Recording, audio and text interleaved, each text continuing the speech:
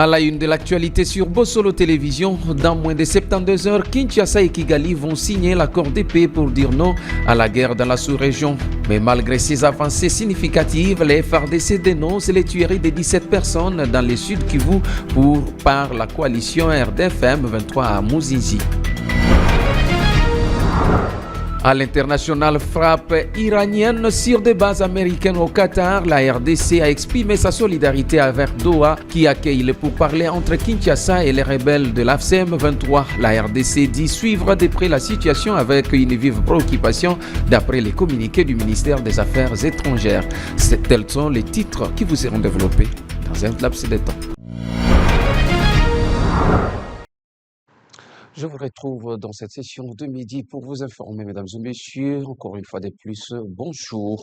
L'escalade des tensions et violences au Moyen-Orient n'a pas laissé l'indifférent le gouvernement de la République démocratique du Congo qui dit suivre de près la situation avec une vive préoccupation dans un communiqué du ministère des Affaires étrangères rendu public dans la soirée du lundi 23 juin 2025 à Kinshasa. Kinshasa condamne les frappes ayant visé les territoires souverains de l'État du Qatar en violation, selon la RDC, des principes fondamentaux de la souveraineté des États consacrés par la Charte des Nations Unies.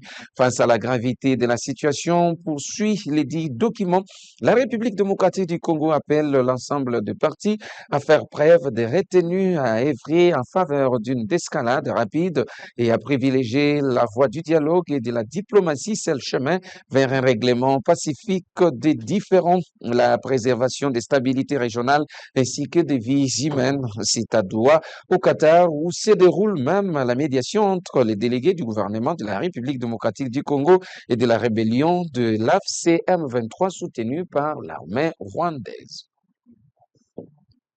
Et à Kinshasa, l'ancien visage emblématique du régime successeur au Congo, Alain-André Atundu Liongo, fait son retour sur la scène institutionnelle, désigné expert en sécurité au sein du cabinet du conseil spécial du chef de l'État. Il mettra désormais son expérience au service du président de la République, Félix Tshisekedi. Suivez son portrait, ici retracé pour vous par Audrey Bozeni. L'ancien patron du renseignement, diplomate et acteur politique chevronné, Alain Atundu Liongo, vient d'être nommé expert en sécurité auprès du conseiller spécial du président Félix Tshisekedi. Ce retour dans la haute sphère du pouvoir intervient dans un contexte sécuritaire tendu, tant à l'intérieur qu'aux frontières de la RDC. Né en 1948 à Kisangani, juriste de formation, Atundu a évolué pendant des décennies au cœur des institutions zaïroises et congolaises, de la présidence de Mobutu aux ambassades de Paris et Bruxelles jusqu'au poste stratégique d'ambassadeur à Kigali. Il fut ensuite patron du SNIP, le service de renseignement de l'époque, proche du régime Kabila, porte-parole de l'AMP, ensuite du FCC, membre de conseil d'administration de la SNEL et GECAMINE. Atundu symbolisait jusqu'en 2023 la continuité d'un pouvoir structuré. Son ralliement à l'Union sacrée avait alors marqué un virage politique. Aujourd'hui, c'est dans une posture d'expert qu'il revient au service de la présidence. Une nomination qui interpelle par sa symbolique le recours à une figure d'expérience face à des défis sécuritaires majeurs. Et nous l'avions mentionné au sommaire de ce journal, en prélude de la signature des accords de paix entre la République démocratique du Congo et le Rwanda sur terrain. On ne cesse d'enregistrer tous les jours des séries de tueries dans la partie est de la RDC. Au sud Kivu, 17 civils ont été exécutés par la coalition RDF M23 à Monzizi. Cette tuerie de plus, dénoncée avec fermeté par les FARDC, s'inscrit dans un schéma de terreur systématique qui ne dit pas son nom.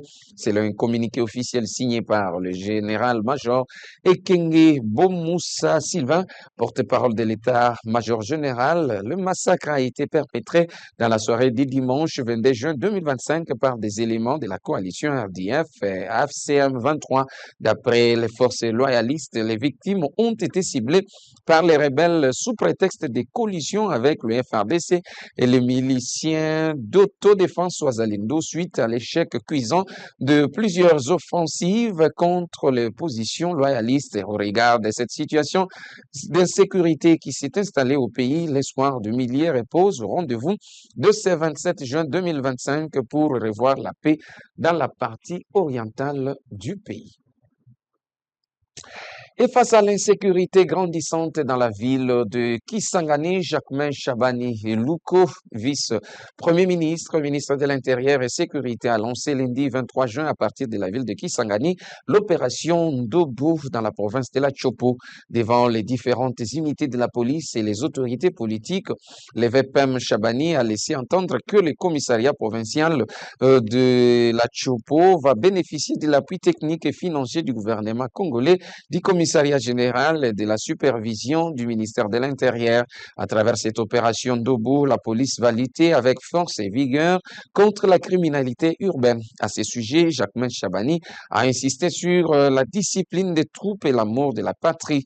Il a rappelé la responsabilité première de la police qui est celle de sécuriser la population et ses biens.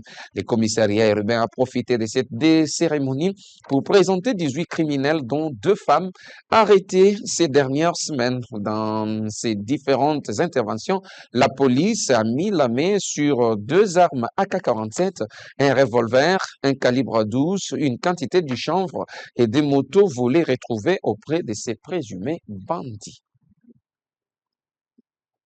Et à Kinshasa, la proposition du président du CENSA, Joseph Olenga Nkoy, en faveur d'un dialogue national incluant les prisonniers politiques relance les débats sur la coalition nationale. Mais le gouvernement, par la voix du vice-ministre de la Justice, Maître Samuel Bemba Kabouya, campe sur sa position. Le respect de l'autorité judiciaire prime sur toute initiative politique. Edouard Chama et Jérôme Luzolo signent ce reportage. Alors qu'il est Conseil national des suivis de l'accord, CENSA, par la voix de son président Joseph Olenga Nkoy, appelle à un dialogue national assorti de la liberté de tous les prisonniers politiques, le gouvernement congolais, par l'entremise du vice-ministre de la Justice, Maître Samuel Mbemba, a tenu à clarifier sa position. Assurant l'intérim du ministre d'État à la Justice, le vice-ministre s'est exprimé ce lundi 25 juin lors d'un point de presse tenu à Kinshasa. Il a d'abord rappelé que si le dialogue est un mécanisme démocratique reconnu, il ne saurait se faire au détriment des victimes ni au mépris des procédures judiciaires en cours. Ce standard s'appelle justice transitionnelle. Or, nous voulons faire noter que la justice transitionnelle repose sur 4 piliers. Le premier pilier, c'est la recherche de la vérité. Or, la vérité, on ne peut la trouver qu'à travers un procès, s'agissant des victimes. Deuxièmement, il y a la justice. La justice, entendue ici dans le sens des poursuites pénales. Troisièmement, il y a la réparation. Et quatrièmement, il y a des réformes à réaliser. Maître Samuel Mbemba a également annoncé qu'une correspondance formelle sera adressée dans les prochains jours au procureur général près les cours d'appel, à l'auditeur général des forces armées de la RDC ainsi qu'à l'auditeur supérieur afin de s'assurer que tous les dossiers dits sensibles soient suivis avec rigueur et transparence.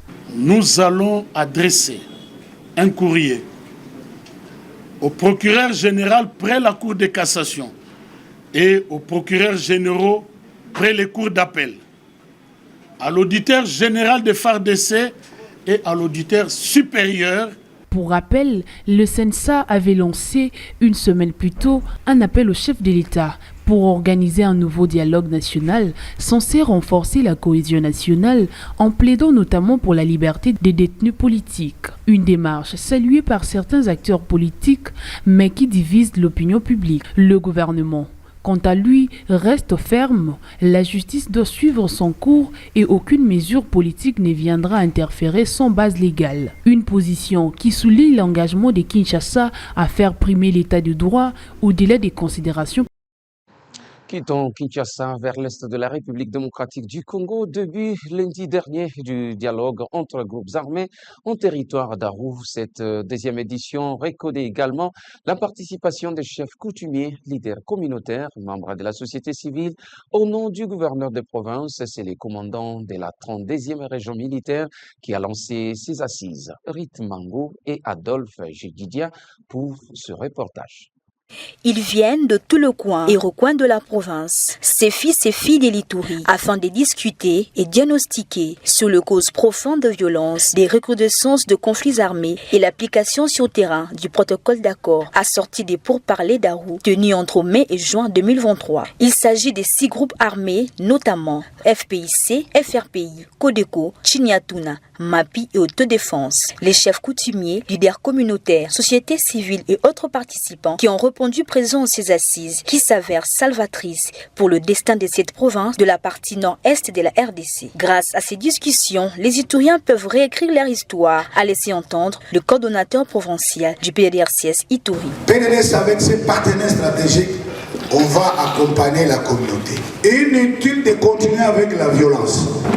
La sincérité et la franchise de participants au cours de ce dialogue afin d'aboutir à des issues fructueuses, souhait du chef du bureau de la MONUSCO Ituri. Ce dialogue a comme objectif de consolider les acquis du processus de paix en cours, et ceci pour la paix, la sécurité et la cohésion sociale entre les communautés. C'est au nom du gouverneur et commandant des opérations militaires, le lieutenant-général Boyanka Chamadjoni, que le commandant 32e région militaire a lancé ses assises. Le dialogue est la meilleure voie de sortie pour une paix durable et une cohabitation pacifique entre toutes les communautés territoriales.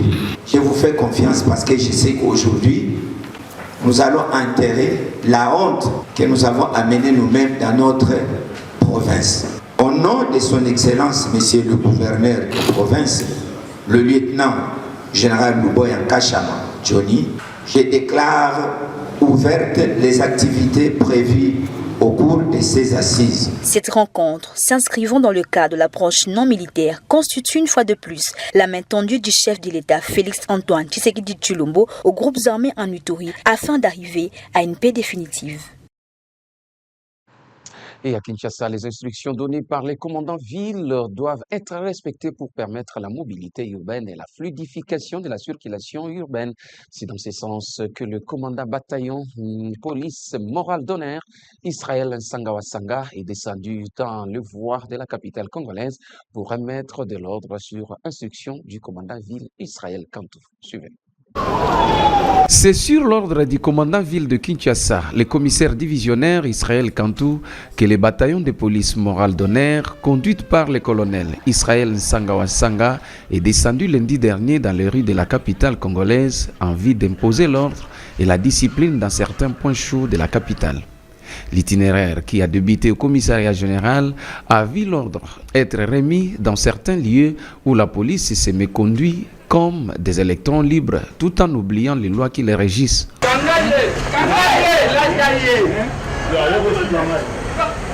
Du boulevard Lumumba jusqu'au rond-point Ngaba, Israël Nsanga a appelé les policiers et les personnes en tenue à l'ordre.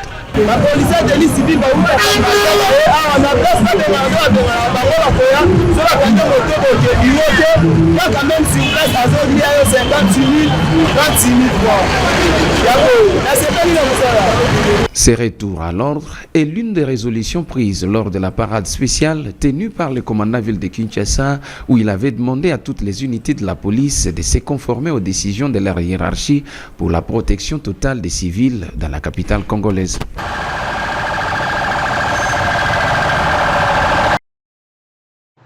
Et au chapiteau, la marquise Renfort RDC a réuni jeunes autorités et auteurs de développement pour un dialogue constructif en faveur d'une participation active de la jeunesse congolaise dans l'élaboration et le suivi de la publique politique. Invité à cet échange de la jeunesse, le vice-premier ministre du plan, Guy Lenyembo, a salué cette initiative qu'il accueille à bras ouverts. Chapiteau la Marcuse, dans la commune de Lagombe, un événement inédit a rassemblé la jeunesse congolaise, les acteurs du développement et les autorités publiques autour d'un même objectif: renforcer l'implication de jeunes dans le politique publique. Une initiative portée par Renfort RDC dans un contexte de mise en œuvre du plan national stratégique des développements et du programme des développements local de 145 territoires. Moment phare de la soirée, le vice-premier ministre du plan, Guy Lanyembo, a répondu directement aux préoccupations de jeunes, saluant leur mobilisation et appelant à une appropriation citoyenne des outils de planification. La raison de cette journée, c'était d'échanger, de créer un cadre de concertation entre les jeunes et les institutions. C'est ce que nous faisons de façon générale dans le cadre de Renfort RDC. Renfort RDC, c'est une organisation des jeunes qui se concentre à aider les jeunes à accéder aux postes de prise de décision.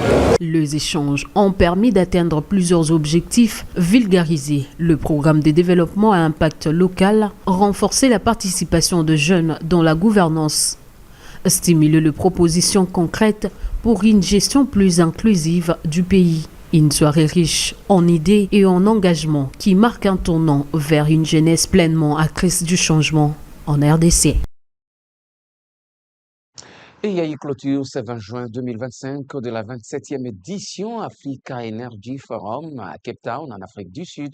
Plusieurs participants venus de différents pays du monde et de l'Afrique ont arrêté des stratégies concernant l'électricité verte. Représentante de la RDC dans ce forum, la directrice générale de l'ARE, Dr Sandrine Mubengangalula, s'est dit satisfaite d'avoir invité les investisseurs à venir investir dans ces secteurs énergétiques en République démocratique du Congo à cause de ses potentialités qu'elle regorge. Prenons part à la 27e édition de Africa Energy Forum. Dr Sandrine Mubengangalula a fait de cette conférence de haut niveau ouverte le 17 juin dernier pour se clôturer le 20 juin une pierre deux coups avec les autres participants. Ils ont arrêté des stratégies concernant les secteurs d'électricité énergivore. Aussi a-t-elle invité les panélistes à venir investir en RDC.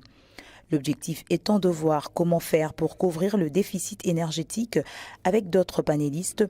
Ils ont réfléchi sur les secteurs qui consomment énormément de l'énergie avec comme thème répondre aux besoins de la prochaine génération des consommateurs d'énergie intensifs. Les participants ont entre autres parlé des grands projets hydroélectrolytiques, de la small hydroélectricité ainsi que de la résurgence de l'énergie nucléaire dans la production de l'énergie. Au Congo, nous avons beaucoup d'éléments nucléaires comme l'uranium par exemple.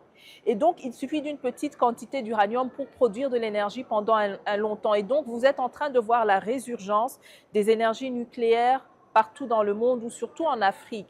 Et je pense que ça serait bien pour la RDC de voir cette possibilité parce qu'il y a beaucoup d'avantages. D'autre part, le directeur général de l'ARE affirme avoir passé une grande partie de la discussion à parler des miniers avec des participants. En ce qui la concerne, Allegri Ntumba, directrice chargée de l'administration et des finances de l'ARE, a aussi participé aux travaux en panel où ils ont réfléchi autour du sujet comment mettre en place un écosystème d'énergie renouvelable robuste pour répondre aux besoins énergétiques des miniers.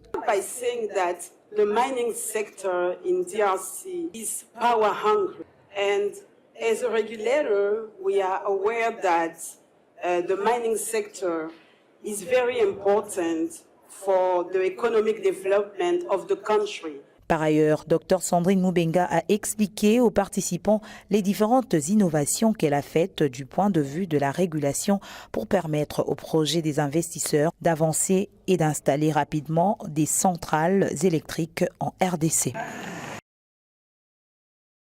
Et la Direction générale de recettes de Kinshasa vient de passer à la vitesse des croisières sur la mission décelage des entreprises non en règle de paiement des taxes et redevances dues à la province de Kinshasa. Pour ce lundi 23 juin 2025, quelques entreprises ont vu leur bureau être scellé. Bosco Kabamba et Jérôme Luzole, témoins de cet événement. La Direction générale des recettes de Kinshasa de Gerga en cycle a lancé ce lundi 23 juin une mission de scellage des propriétés des contribuables, personnes physiques et morales, non en règle au paiement des impôts, taxes, redevances et autres droits dus à la ville de Kinshasa. Les huissiers fiscaux de l'administration fiscale de la ville de Kinshasa, assistés par le parquet, ont effectué une descente sur terrain afin de marquer le début de cette mission avec plusieurs dossiers inscrits au rôle. Sur l'avenue du 24 novembre, le siège de l'UBA a été scellé pour non-paiement des impôts, taxes, redevances et autres droits dus à la ville de Kinshasa. Juste après, l'équipe commise à cette mission s'est rendue à la société Monde en Aluminium, située sur l'avenue des Poids Lourds, entreprise spécialisée dans la distribution des vitres, qui a été scellée aussi pour non-paiement des différents acte générateur des recettes. Il s'agit d'une procédure de recouvrement forcé auprès des contribuables. Pour déceler, les responsables de ces propriétaires devront régulariser leur situation auprès de l'administration fiscale de la capitale. Tel est le cas de l'UBA qui s'est présenté aussitôt auprès des services de la DGRK pour répondre à leurs obligations fiscales comme le veut la loi et remplir leurs devoirs civiques. De ces faits, les huissiers fiscaux ainsi que le parquet ont de suite procédé au décelage. Notons que tous ceux qui ne sont pas en ordre sont invités à régulariser leur situation fiscale auprès de la régie financière de la ville de Kinshasa de Gerka, car une mission de scellage vient d'être dépêchée sur terrain.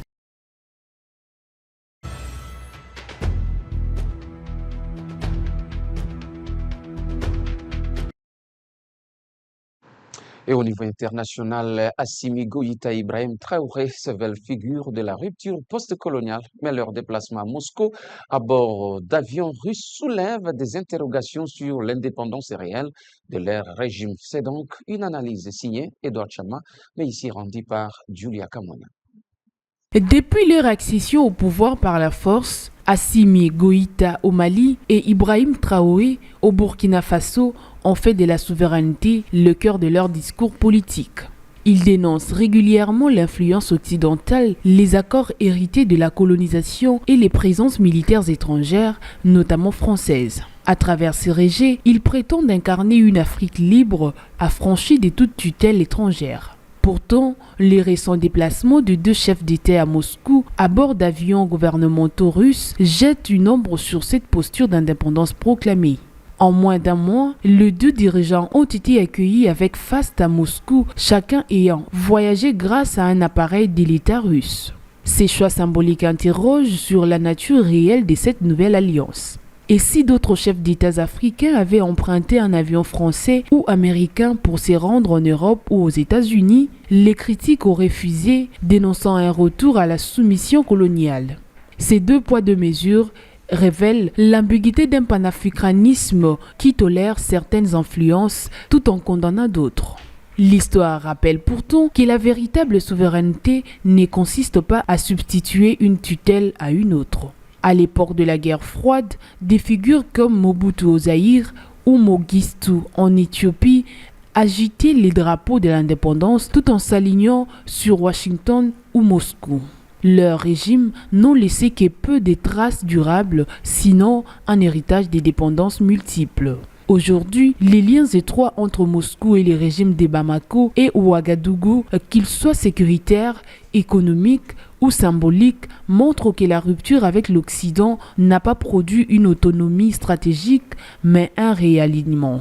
La souveraineté ne se proclame pas, elle s'est construite. Et les symboles comptent. Voyager dans un avion étranger pour prôner l'indépendance nationale en est un qui ne passe pas inaperçu. Voilà qui met fin à cette session d'information sur Bozolo Télévision. Merci de nous avoir suivis et très bonne suite des programmes sur la première chaîne au cœur d'investigation République démocratique du Congo. Au revoir.